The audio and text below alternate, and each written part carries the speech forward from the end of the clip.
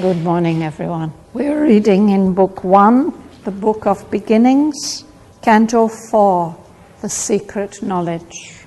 I think we've come to the middle of page 68. Perhaps we stopped at line 801 last week.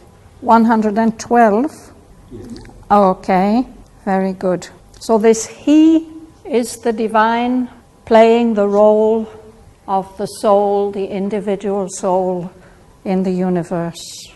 He is the many who was the silent one in the symbol figures of the cosmic force, all these many, many appearances that his own creative force has brought forth, and in her living and inanimate signs, and in her complex tracery of events, he explores the ceaseless miracle of himself, and he'll go on doing that until the thousandfold enigma, this complicated puzzle which he has set himself, till the thousandfold enigma has been solved in the single light of an all-witnessing soul. So we can go on from there. Paula, you like to start today? This was his compact with his mighty mate, for love of her and joined to her forever, to follow of time's eternity, amid magic dramas of her sudden moods and the surprises of her masked idea, and the vicissitudes of her vast caprice. Two seem his goals, yet ever are they one, and gaze at each other over bourneless time. Spirit and matter are their end and source. A seeker of hidden meanings in life's forms, of the great mother's wide, uncharted will, and the rude enigma of her terrestrial ways. He is the explorer and the mariner on a secret inner ocean without bourne. He is the adventurer and cosmologist of a magic earth's obscure geography. Thank you. Anyone would like to ask anything about these lines? He uses the word enigma twice in this very short passage, or very short section, and I'm reminded of the Enigma project of World War II with the encryption of the German, the war and all that, and the British people who, it was a lot of women actually who did the project, and I think some of the last are just dying now. It's interesting on the Enigma project was such a key to the defeat of the Germans. Right. It's a word he uses quite often, that this whole universe is an enigma to us. Enigma was an excellent name for that project, yes. Do you know the origin of that word? It must be Latin or Greek, I'm not sure. What do you say? Enigma. We'll look it up in the dictionary and tell you next week. Its meaning is an enigma. The origin. Its origin is an enigma. Somewhere also used enigma as knot. Yes.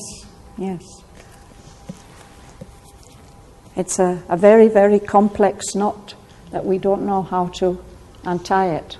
And there's this famous story about Alexander the Great, that when he set out on his conquest of the world, he came to a place where there was a very, very complicated knot, and I suppose of rope, and he was told that only somebody who can untie this knot, who can unravel this complex enigma, will be able to conquer the world. And he took out his sword and cut it through. Yeah. But Aurobindo says this is not the way to solve the enigma. It worked for a while for Alexander, but he tells us we're not allowed to cut that knot. We have to unravel it strand by strand. and to solve the enigma.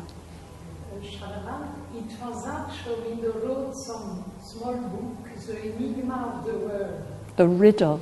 Yeah. In French, maybe it's l'énigme. The give answer to Maurice Mann. Yes, right. His questioning is a marvel question. In English, it's the riddle of this world. Yeah. And it's this riddle which bothers so many of us, that if God is benign and loving and the creator of all this world, why and how does he allow suffering and evil to exist? So Sri Aurobindo and the mother together give a beautiful answer in this little book, The Riddle of This World. So here, but he's telling us that it's the individual soul, the divine incarnated in each and every one of us, that we have to explore this ceaseless miracle of ourselves until we've solved this 1,000-fold enigma. It has 1,000 puzzling aspects, and the way to solve it is to be found in the single light of an all-witnessing soul. On the page before, he told us our life is a paradox with God for key, and that to solve the riddle, we have to find this key that's hidden within us, beneath the threshold. So the dictionary here on the phone says that it is something or someone puzzling, mysterious, or inexplicable. And secondly, a riddle or difficult problem. Does it? So it's synonymous with riddle, but it's something that can't be explained. But it doesn't say it can't be solved. Does it give an origin? That's what we were wondering. What is the origin of this word? No, it only points out this German device used during the Second World War to encode strategic messages. Yes. Okay. Mine just gave an origin, it says mid-16th century. Sorry, I didn't hear you very... Mid-16th century, via Latin from Greek. Enigma. From Aniseta, speak allusively. From Ainos thought. Okay, thank you. Yeah, it's from the Latin and the Greek, I see. And then he tells us that the Lord has made a compact, an agreement with his mighty mate, with his creative force. For love of her and joined to her forever, he's going to follow the course of time's eternity, the eternal recurrence of time in the manifestation. He's going to accept all the magic dramas of her sudden moods and the surprises of her idea, which she keeps hidden from him and from us. And he's accepting to play this game in the vicissitudes of her vast caprice, all the things that she just does like that with no particular reason, just for fun, just for her delight. For us, they may be painful vicissitudes, all the ups and downs and shocks and surprises that we receive in life. I like how he says here that the root enigma, he's the explorer. In other words, he's interested in discovering the... Yes, he has to. That's what he has to do. Take it and cut it violently like Right. Yes. That's interesting. Don't miss out this interesting sentence. Two seem his goals. We seem to have two goals. One is the material goal, the other is the spiritual goal. But he says these are always really one, although they seem to be staring at each other across this unlimited expanse of time.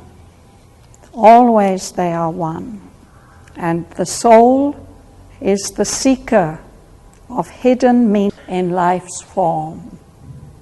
He's the explorer and the mariner who is trying to make a map of the Great Mother's wide, uncharted will. Nobody's ever made a map of her intention until Aurobindo came along. He's trying to trace all out this rude enigma of her ways here on the earth, in the world of matter. That's the task of the soul, to be the explorer and the mariner on a secret inner ocean. It's not the external ocean, it's the inner ocean.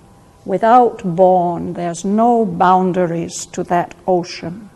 A mariner is a sailor. No? He's steering his ship on this secret inner ocean.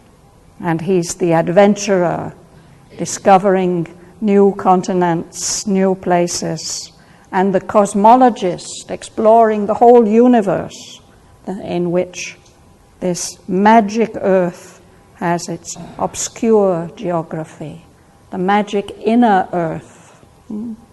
There's another definition of bourne that is given here that has to do with water. It says a stream or brook in which water flows only seasonally. Mm-hmm. It's interesting, huh? That's interesting, yeah. Yeah, because this inner ocean is always flowing. In line 820, yes. the spirit and matter are their end and source. So I'm trying to see the end is spirit or source is spirit. They're both ends and they're both sources. No? We can say spirit is the source of everything. That's how I thought. But it's also the goal of our journey, isn't it? It's our destination. And matter is where we start from. Those first three lines, if I may say, they inspire me to this idea that I have one day that we could have a new kind of sports, that the two goals are spirit and matter, that on the same team, and we wouldn't have all this fighting between the two groups. Well, with a game, it is like that, no? It's just a temporary competition in which the two sides test each other's strength and development and skill, but they are not really opposites. They can interchange. They can have a friendly relationship and embrace each other when the game is over. That's the nice thing about sports. Shall we read on? Where did we start? Will you read, please? Yeah. In her material order's fixed design, when all seems sure and even unchanged the same, even though the end is left forever unknown, and ever unstable is life's shifting flow, his paths are found for him by silent fate, as stations in the ages flood. Firm lands appear that tempt and stay a while. Then new horizons lure the mind's advance. There comes no close to the finite's boundlessness. There is no last certitude in which thought can pause, and no terminus to the soul's experience. A limit, a farness, never wholly reached, an unattained perfection calls to him. From distant boundaries in the unseen, a non-beginning only has been made. This seems to refer not only to the experience of the individual soul, but of the soul of humanity. That there are, it passes through certain stages, through all this flow, unstable flow of life. The soul's paths are indicated to him by silent fate, by the realities that he has to face in life. And sometimes it happens that the individual or humanity as a whole seems to reach some place in this flow of time, the weltering weltering flood of time, that ocean. There seem to appear some firm lands They may be only islands or they may be whole continents. No? So when those firm lands are found, then this adventurer and explorer and cosmologist, he has to explore those firm lands. They prevent his forward movement for a time while he explores them. No? They stay him for a while. But then he becomes aware of new horizons, which lure him further. And it seems that there's no close, there's no end to the boundlessness of this finite world that we live in. Sri Aurobindo uses this phrase, the boundless finite. I believe Einstein has also used this word. He recognized that our universe is finite. It is in a way limited, although our experience of it is boundless.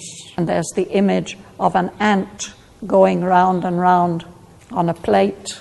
No, he can't on the border of a plate. He goes around and around. He doesn't find any end to it. And yet still it has boundaries. So there comes no close to the finite's boundlessness. And for the mind, this means that there's no last certitude in which thought can pause. New possibilities are always coming up, new things to explore. And there's no terminus, there's no final destination for the soul's experience. There's always something calling further, another limit, a farness that's never reached, never completely reached. An unattained perfection is calling to him from what seem to be distant boundaries, horizons in the unseen. And so for the soul, it always seems that all that has been done is only a long beginning, a long preparation. The fulfillment still lies far ahead, so far ahead that the mind may doubt whether we can ever reach it. So I think this is the furthest we have read. Now there's the long last section we have yet to read before going into it in detail. And it continues this idea of the explorer and the mariner. Would you read, please? This is the sailor on the flow of time. This is the world matter's slow discoverer, who, launched into this small corporeal birth, has learned his craft in tiny bays of self, but dares at last unplumbed infinitudes, the voyager upon eternity's seas. In his world venture's crude initial start, behold him ignorant of his Godhead's force, timid initiate of its vast design, an expert captain of a fragile craft, a trafficker in small impermanent wares. At first he hugs the shore and shuns the breaths, dares not to affront the far-off perilous name. He in a petty coastal traffic lies, his bay rowed out from port to a neighbor port, content with the safe ground's unchanging course. He hazards not the new and the unseen. But now he hears the sound of larger seas. A widening world calls him to distant scenes, and journeying in a larger vision's arc, and peoples unknown and still unvisited shores. Thank you. Don. On a commissioned keel, his merchant hull serves the world's commerce in the riches of time, severing the foam of a great landlocked sea, to reach unknown harbor lights in distant climes, and open markets for life's opulent arts, rich veils, carved statues, hued canvases, and jeweled toys brought for an infant's play, and perishable products of hard toil, and transient splendors won and lost by the days, or passing through a gate of pillar box, venturing not yet to cross oceans unnamed, and journey into a dream of distances, travels close to unfamiliar coasts, and finds new haven in storm-troubled isles, or, guarded by a sure compass in his thought, he plunges through a bright haze that hides the stars, steered on the trade routes of ignorance. His prow pushes towards undiscovered shores. He chances on unimagined continents, a seeker of the islands of the blessed. He leaves the last land, crosses the ultimate seas. He turns to eternal things, his symbol quest. Life changes for him in its time-constructed scenes, its images gaining infinity. Thank you. Marie-Ange? Earth's border recedes, and the terrestrial air turns from him no longer translucent ray. He has crossed the limit of mortal thought and hope. He has reached the world's end and stares behind. The eyes of mortal body plunge their gaze into eyes that look upon eternity. The greater world times traveler must explore. At last he hears the chanting on the heights, and the far speaks, and the unknown grows near. He crosses the boundaries of the unseen and passes over the edge of mortal sight to a new vision of himself and things. He is a spirit in an unfinished world that knows him not and cannot know itself. The surface symbol of the bourneless quest takes deeper meanings to his inner view. He is a search of darkness for the light, of mortal life for immortality. Thank you. Patricia? In the vessel of an earthly embodiment, over the narrow rails of limiting sense, he looks out on the magic waves of time. The mind, like a moon, illumines the world's star. There is limned, ever retreating from the eyes, as if in a tenuous, misty dreamland drawn, the outline of a dim, mysterious shore. A sailor on the unconscious, fathomless sea, he voyages through a starry world of thought, on matter's deck, to a spiritual sun. Across the noise and multitudinous cry, across the rapt, unknowable silences, through a strange mid-world, under supernal skies, beyond Earth's longitudes and latitudes, his goal is fixed outside all present maps. Thank you. Masumi? But none learns whither to the unknown he sails, or what secret mission the great mother gave, in the hidden strength of her omnipotent will, driven by her breath across life's daunting deep, through the thunder's roar and through the windless hush, through fog and mist when nothing more is said, he carries her sealed orders in his breast.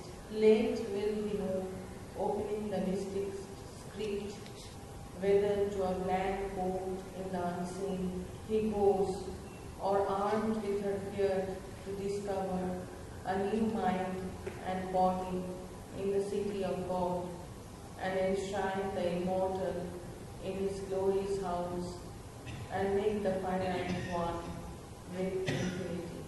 Across the salt waste of the endless years. Her ocean waves impel his errant boat. The cosmic waters flashing as he goes, allure around him, and danger and reborn. Always he follows in her force's wake. He sails through life and death and other life. He travels on through waking and through sleep. Thank you. Tomoko.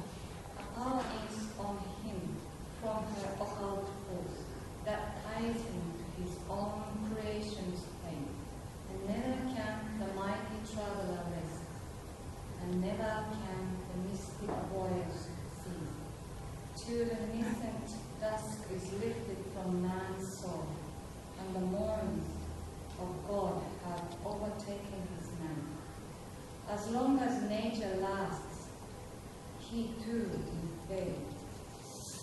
For this is sure that he and she are one. Even when he sleeps, he keeps her on his bed. Whoever leaves her, he will not depart. He reposes without her in the unknown. There is a truth to know, a work to do. Her play is real, a mystery he fulfills. There is a plan in the mother's deep world wing, a purpose in her vast and random game. This ever she meant since the first dawn of life. This constant will she covered with her spirit, to evoke a person in the impersonal way, with a truth like strike earth's massive roots of trance, wake a bound self in the inconscient depth, and raise a lost power from its vibrancy, that the eyes of the timeless night look out from time, and the world manifests the unveiled divine. For this he left his white infinity, and laid on the spirit the burden of the flesh, that Godhead's seed might flower in my mindless. Thank you. So we can go back to the break on page 69 and look at this wonderful flow of significant images more closely. Mihong. This is the sailor on the flow of time. This is a wild matter's slow discoverer who, launched into this small corporeal birth, has learned his craft in tiny ways of himself, but there's a last unplumbed infinities, a voyager upon eternity's seas.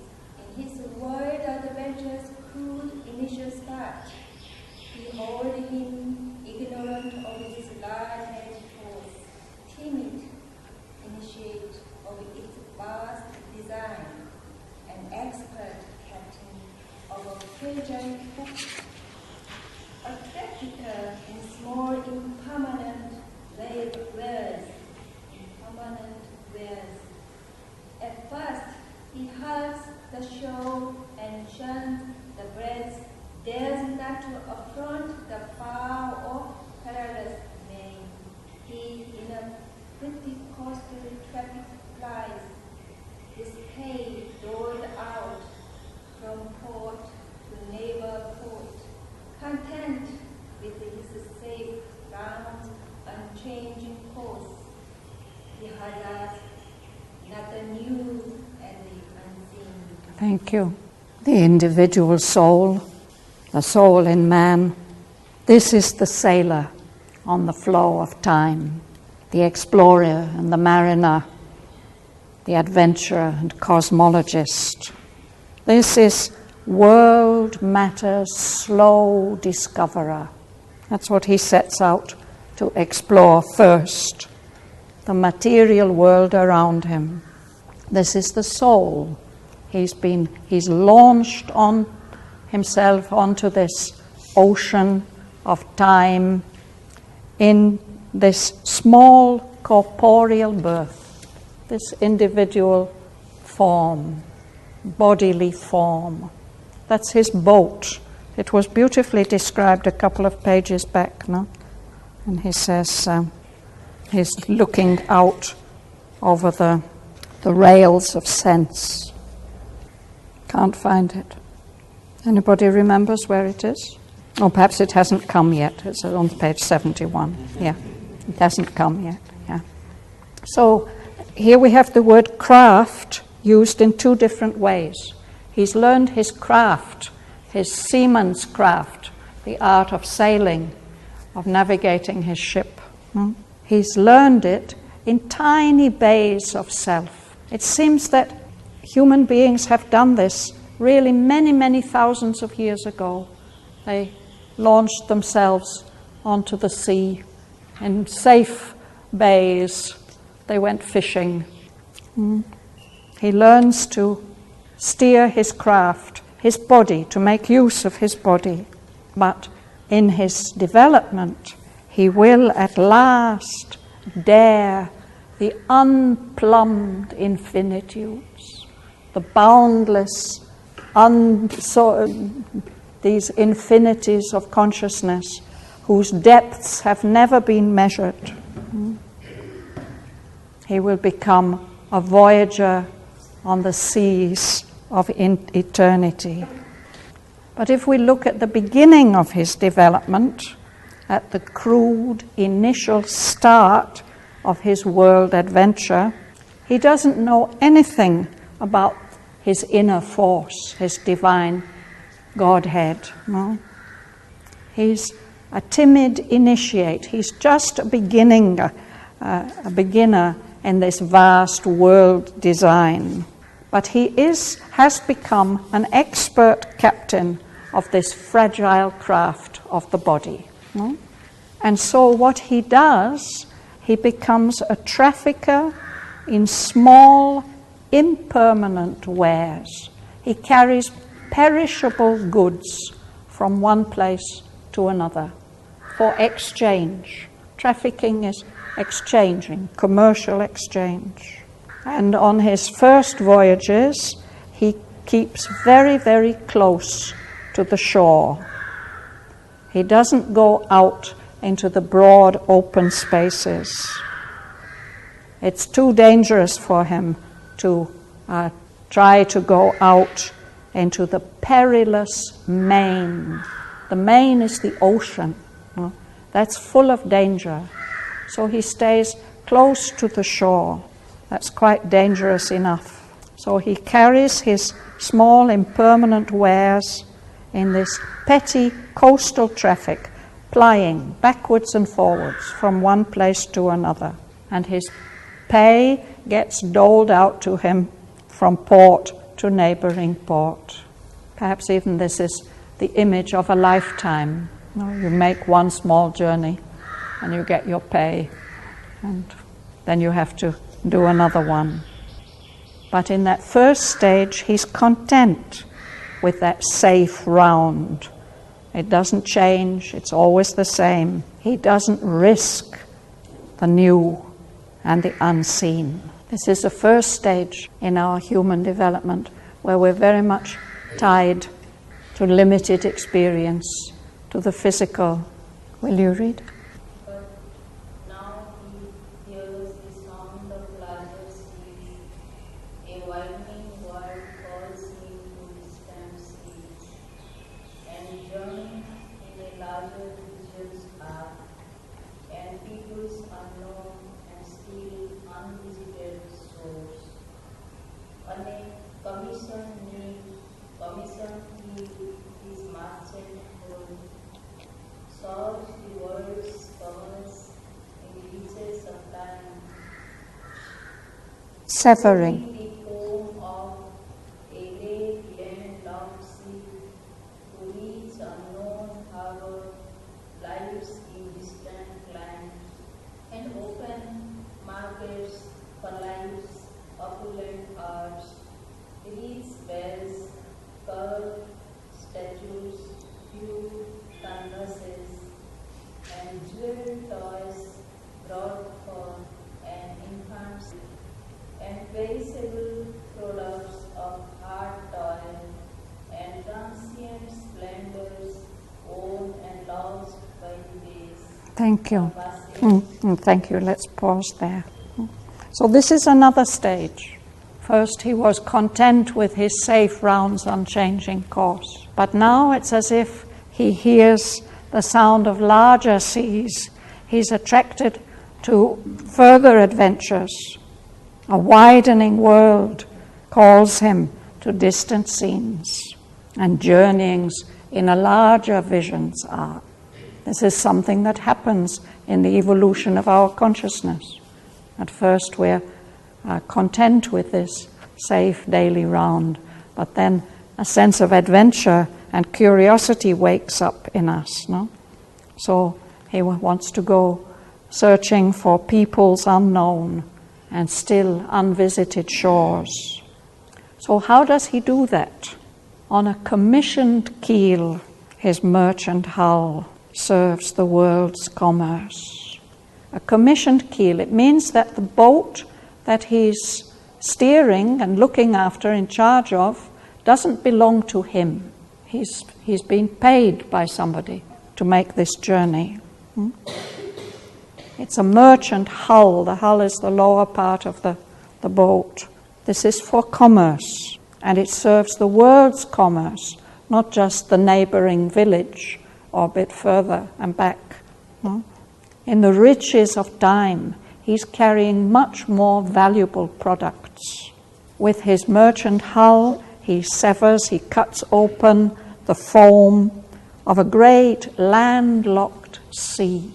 We can think of the first Europeans venturing beyond their little safe bays and moving from island to island and port to port across and around the Mediterranean, that sea which is surrounded by earth. Gives a clear description of how the Greeks started to colonize. The Greeks and the Phoenicians with their commerce all around. Yes. The Vikings come a bit later. They are further down the page. Yes. That's 1000 AD. Here you talk about approximately 1000 BC. Yes. I suggest that all this part is in fact an allegory of all spiritual experiences. Yes. Of what Aurobindo'S going through, because after he said he's been through the pillar rocks, which are the two yes. access. So I think all this is describing here all different stages in the development of our consciousness, of the human consciousness and the individual consciousness. Well, we'll see as we go on. It says he starts at first in these tiny bays of self, individual experiences, and eventually he becomes an explorer of the unplumbed infinitudes, sailing on eternity's seas.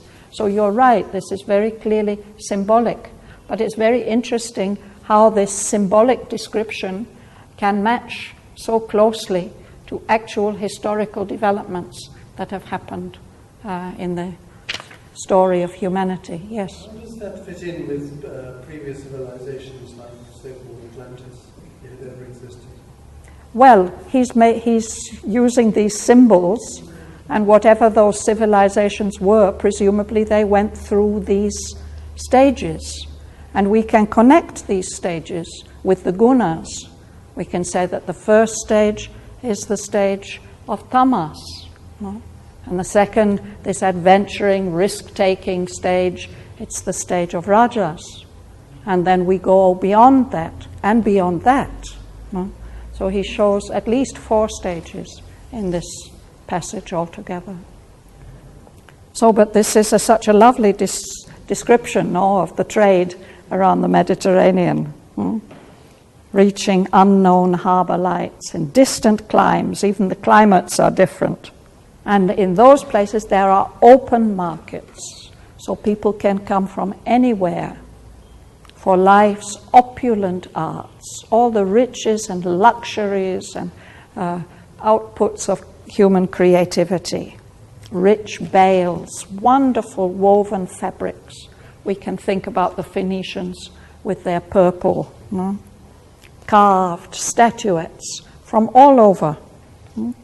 Hued canvases, paintings even, and jeweled toys brought for an infant's play. An infant is, of course, a young child, but it can also suggest a royal child, a prince. These are luxuries. These are jeweled toys. They're not just for any ordinary child. And perishable products of hard toil, things that are not long-lasting, but still they've taken a great deal of human effort to produce them. They are special products, luxuries, and transient splendors. Some of them really may not last long, but they've won and will be lost by time. And then comes the next stage. Would you read, please? Or passing through a gate of pillared rocks, venturing not yet to cross oceans unknown, and journeying into a dream of distances, it travels close to unfamiliar coasts, and finds new heaven in storm troubled islands, or guided by a sure compass in his heart. He crunches through a bright haze that hides the stars, steering under dread roots of ignorance. His flow pushes towards undiscovered source. He chances on unimagined continents, the secret islands of the blessed. He leaves the last plains, crosses the ultimate seas, returns to eternal things his single quest. Life changes for him. Its time-constructed scenes, its images hanging. Thank you. So here there are 3 more stages. This is what the first mariners seem to have done. The pillar rocks. Of course, nowadays there's about 3 miles, I think, between Africa and Europe at the Rock of Gibraltar. But if we follow the ancient mythology, at one time it seems to have been much narrower, and it was a dangerous passage to pass these pillar rocks and go out into the ocean. Yes, please do. Yeah. You know that what you say came much later in the Greek mythology. At the beginning, the Greek the 2 pillars were put by Heracles on his journey, and this was after between the 8th and the 9th labor. The 8th labor is full mastery. It's the belt of the Amazon. Next one is the cattle of Geryon, the full powers of life. And next, the 2 other one are the golden, the dog of Emperors, and then the apples of experience. So, all the Greek Homer and Pindar and all the ancients say no man can pass those pillars. It's impossible on the spiritual journey. That means that no one can go beyond those realizations. Full mastery first, which is the belt of the Amazon, and then the beginning of the power of life, cattle of Geryon. And so, I think Aurobindo'S says here, he passed this limit, those 2 pillars of Heracles. He's the first one, excellent. Next passage, in the next Canto, he was the first one to pass this. Yes. Yeah. Thank you. And then we've seen in the bit later, I talk of the Island of the Blessed, which we shall see. Yes. Yes. But we can also follow this, at least in our legendary history. I don't know when it actually happened, but this idea of passing out from the landlocked sea into a larger sea. No? And at first, he doesn't dare to cross those unnamed oceans. That's not yet named the Atlantic. But he follows, travels close to unfamiliar shores. We know this is what the Phoenicians did. They followed southward the coast of Africa, and they followed the coast of Europe, northwards all the way to the Hebrides. We find remnants of them there. But they just followed the coasts. They didn't start to cross the oceans. no? Venturing not yet to cross oceans unnamed and journey into a dream of distances. It travels close to unfamiliar coasts. This is maybe a stage in our own development when we cross certain limits, but we are not yet ready to lose contact with the firm land altogether. So we follow the coasts in our explorations. But then there comes a stage when, like Columbus, we feel guided by a sure compass in our thoughts. He felt absolutely sure that he can follow this compass of his thought, and if he goes west, he will eventually come around to the east. He felt absolutely confident of that. He didn't need anybody to give him a map. He just followed that compass of his thought. So he plunged into a bright haze that hides the stars. There aren't even any starry lights to guide him. This is completely new territory. But he's steering on what later became the trade routes because of the way that the winds blow, that this journey that he made, these became regular trade routes between Europe and Africa and the Americas, because you could go one way at one season and come back at the other. The sure compass. Well, a compass, if you look at the compass, which is quite an early development, which we don't know, it seems to have come from the East, it tells you that this is north, so this must be south and this must be east. And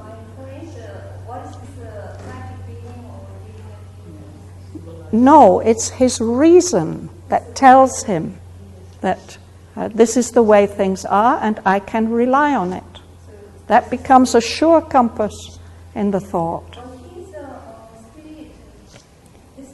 These are stages in the development of the incarnated soul. So the soul follows the development of the physical being. No? Yes. And in this case, I believe it's reason. Yes. No? But then he gets this courage that this is the way the wind's going, and his prow pushes towards undiscovered shores. And he chances, like Columbus and Amerigo Vespucci seem to have done, on unimagined continents. They had no idea that those continents were there. Why is there that ignorance, trade routes of ignorance? Well, Aurobindo'S making a connection between, as I said, this kind of history, the trade routes, and what do the trade routes represent symbolically in our development.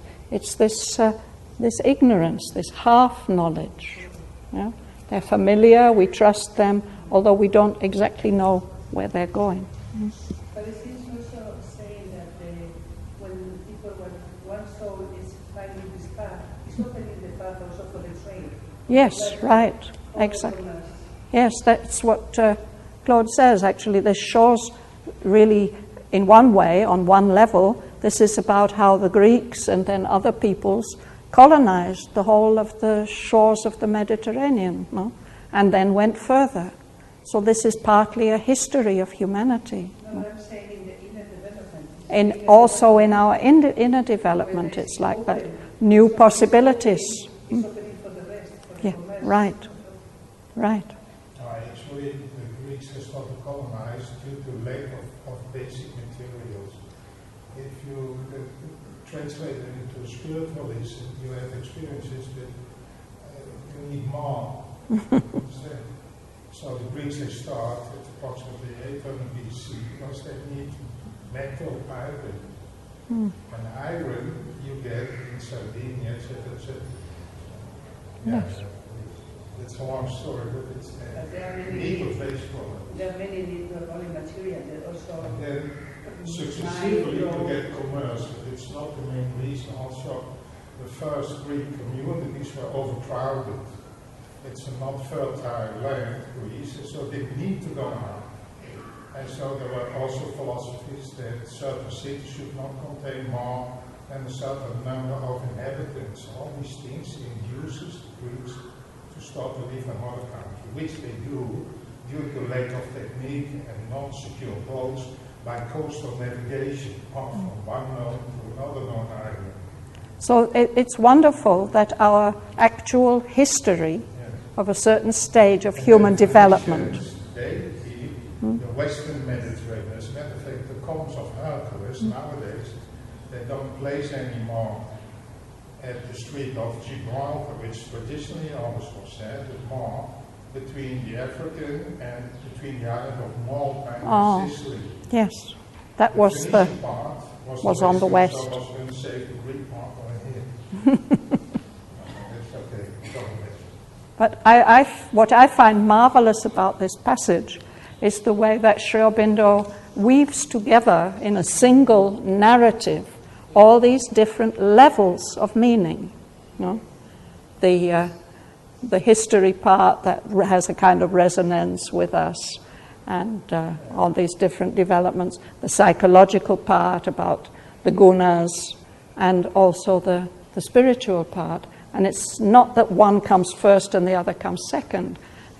In different parts of the passage, one or the other is dominant, but all this is going on at the same time. This is part of the soul's development in its many births, you know, leading up to the next stage, which is when the soul is seeking the islands of the blessed. They were supposed to be far out west somewhere. And they are part in the Hades world. They're part of the what? Hades, underworld, kingdom of Hades. And in Celtic mythology, it's something else. It's no, it's a part of Hades, and Hades is a part of underworld. This is also in conscious, where we must do the unity of mind and matter and spirit. But the thing about the Isles of the Blessed is that great spirits go there and they don't have to die. It's a place of immortality, a blessed place. So at a certain stage in our quest, that's what we are looking for, something permanent. No?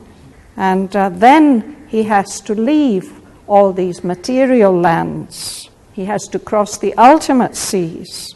He has to turn to eternal things, this symbol quest. The whole quest has been a symbol, is a symbol, but it has to go beyond the things that happen in earthly history and the normal psychological development of a human being. And when he does that, then this life changes for him. Significance of all these time-constructed scenes changes completely. He sees that these are images veiling infinity. And then there even comes a passage which seems to refer to space flight. No? Earth's borders recede, and the terrestrial air hangs round him no longer its translucent veil. He's crossed beyond the limit of mortal thought and hope. He's reached the world's end and stares beyond.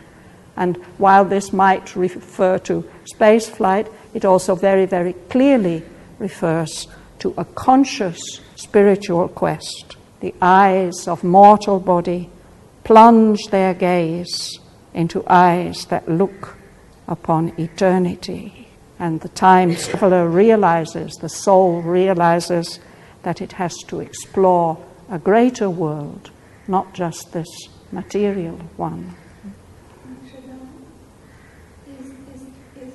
It is about the soul. The soul is the traveler. Then here it is that it's many, in 3 lines, Sri Aurobindo says that, but theirs at last, and then again, theirs not to affront, and then again about daring. So is it the soul also? You can say the soul at certain stages of its development has certain barriers to cross, no? And that requires courage, and more than courage, aspiration, daring. So these lines mark those points of transition and further development. So, but I have a feeling that my soul doesn't... You are thinking of the spark of divinity within us, which is always perfect and pure, no? But that soul, that spark of divinity, has accepted to incarnate in this material world.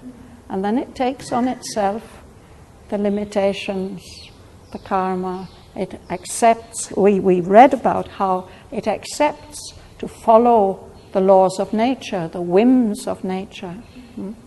So here now he's showing us about how the developing soul begins to overcome one limitation after another limitation and becomes more and more conscious. Is it clear? Yeah.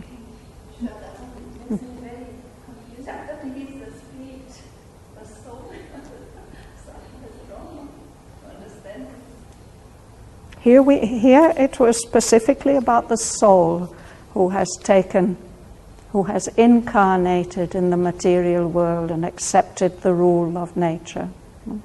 So spirit, like we have matter, and we have living matter, and we have mentalized matter, there's also spirit, which has much higher possibilities.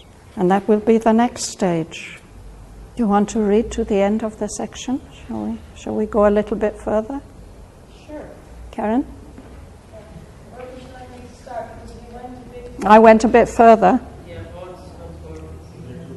shall I just start where you stopped? Yes. Earth's borders recede and the terrestrial air hangs around him no longer its translucent veil. He has crossed the limit of mortal thought and hope. He has reached the world's end and stares beyond. The eyes of mortal body plunge their gaze into eyes that look upon eternity. A greater world times traveler must explore. At last he hears the chanting on the heights, and the far speaks, and the unknown grows near. He crosses the boundaries of the unseen, and passes over the edge of mortal sight to a new vision of himself and things. He is a spirit in an unfinished world that knows him not and cannot know itself. The surface symbol of his goalless quest takes deeper meanings to his inner view. His is a search of darkness for the light, of mortal life for immortality. Thank you.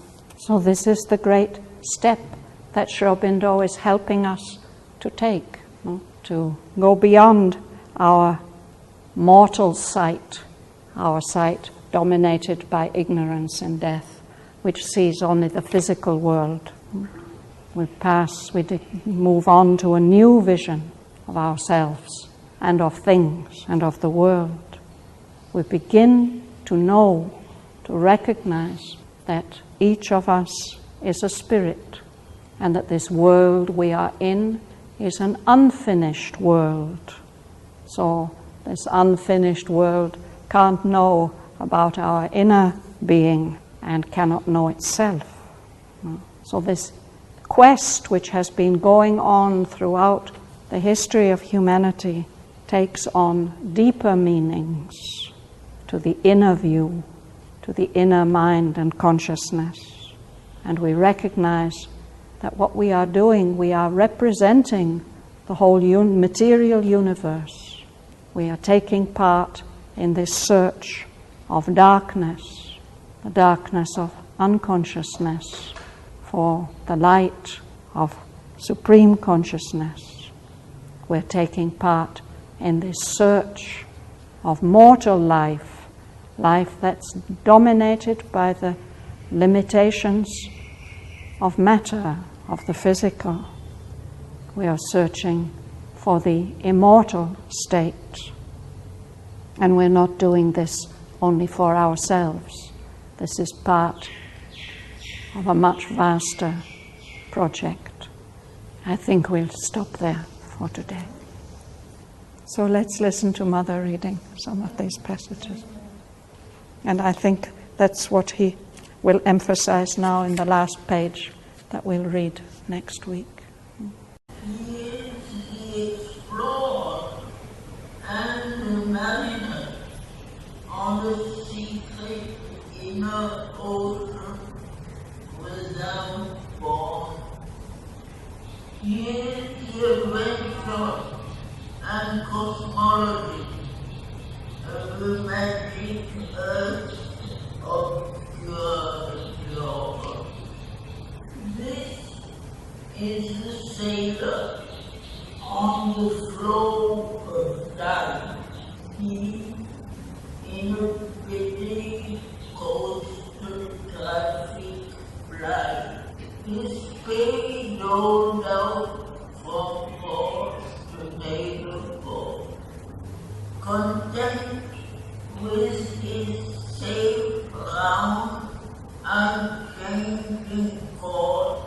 He added not the new and the unseen. On a commission his merchant hull served the world's commerce in the riches of land, severing the foam of a great landlocked sea, to reach unknown harbor lights in distant clime, and open markets for life's opulent art, rich veil, carved statues, huge canvases, and jeweled toys brought from an infant's play. All passing through a gate of pillar hawk, he leaves the last line, crosses the ultimate sea. He turns to eternal things, his symbol quest. Life changes for him, its time constructed scene, its images veiling infinity. Earth's borders recede, and the terrestrial air hangs round him no longer its translucent veil. The eyes of mortal body plunge their gaze into eyes that look upon eternity. A greater world time's traveler must explore. At last he hears a chanting on the heights, and the far peaks, and the unknown grows near, crosses the boundary of the unseen, and passes over the edge of mortal sight to a new vision of himself and see.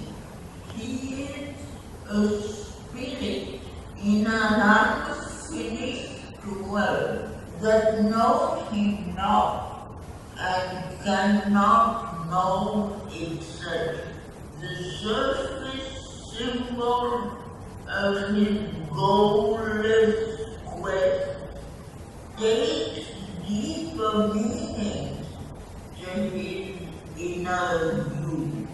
His is a search of darkness for the light of mortal life to immortal. Thanks to Aurobindo.